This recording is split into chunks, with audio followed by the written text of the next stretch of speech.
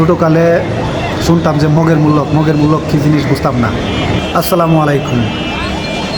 আসলে আমরা বাংলাদেশের মানুষ, আমরা কোথায় যাব, কোথায় গেলে আমরা একটু নিরাপদ বোধ করব?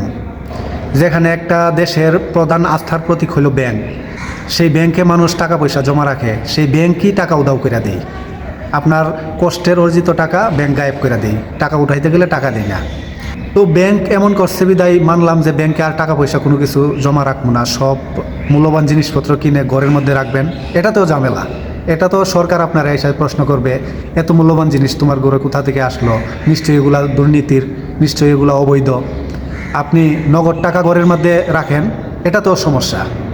তো সেজন্যই বলি যে আমরা কোথায় যাবো, বাংলাদেশের মানুষ কোথায় গেলে একটু নিরাপত্তা বোধ করবে, স্বস্তিতে থাকবে। ছোটোকালে শুনতাম যে মগের মূল্য কী জিনিস বুঝতাম না। তো এই বাংলাদেশে বড় হইয়া বুঝতে পারলাম যে মগের মূল্য কাকে কই। আমার বৈধ টাকা, আমার কষ্টের টাকা দেই না বিদায় একটু চাপ প্রয়োগ করে আদায় করার জন্য গেছে, সেখানেও পুলিশ পিটাইয়া তাড়াইয়া দেই। এর চেয়ে আর কষ্টের দুঃখের কি হইতে পারে?